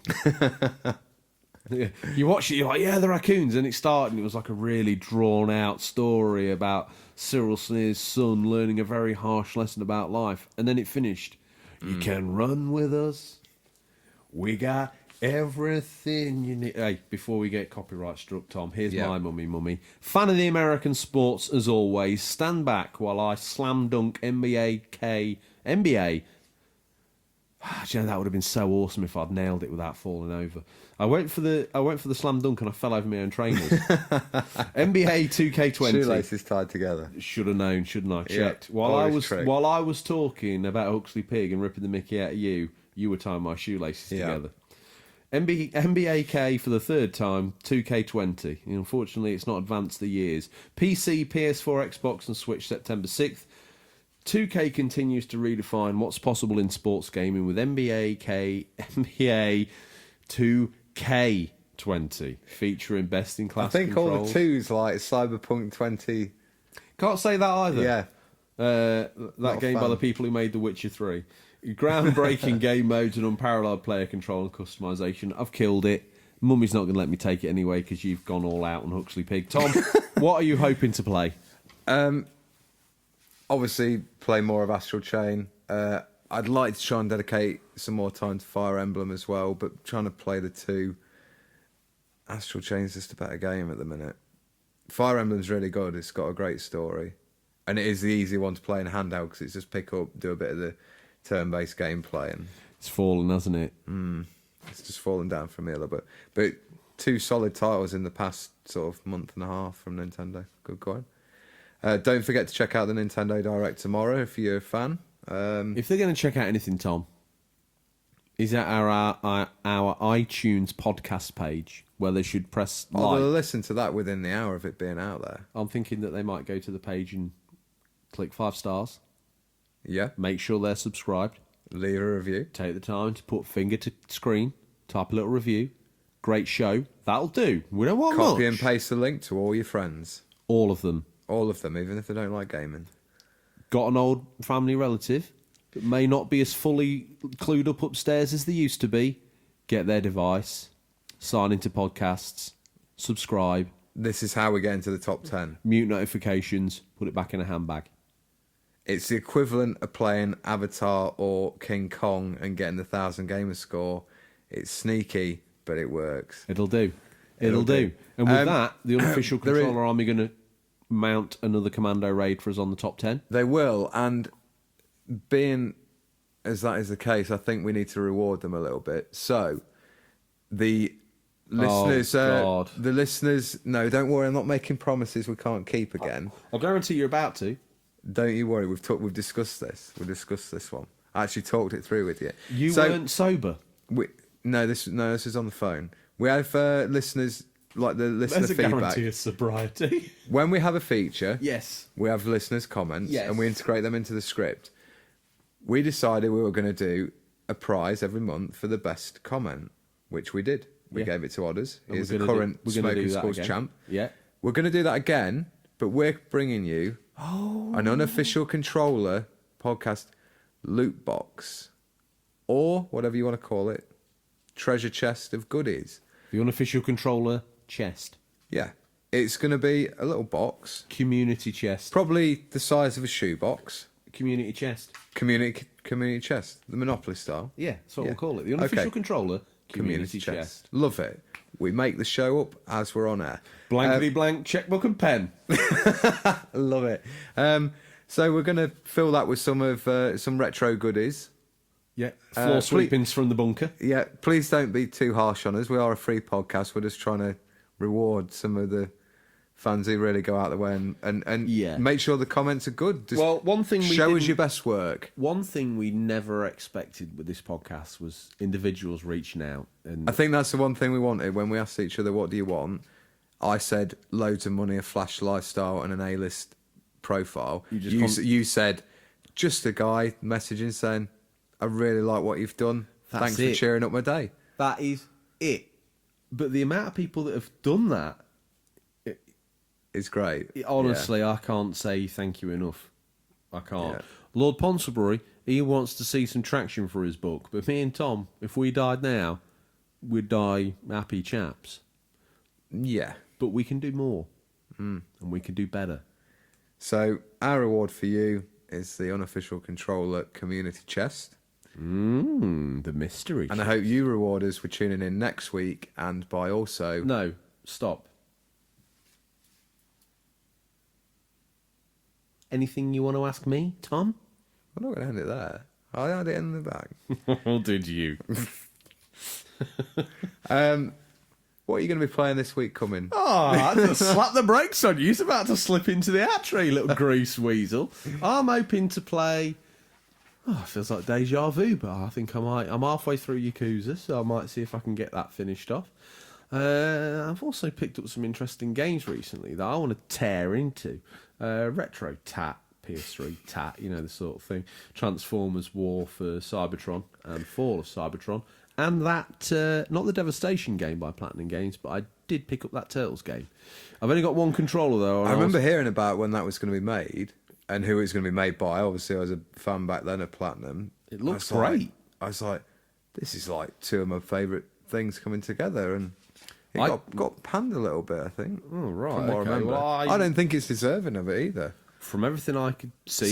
From and what I've been recommended by people that I trust who've told me about it. Who have liked it? Yeah, very Excellent. much. Good game. So I've picked it up.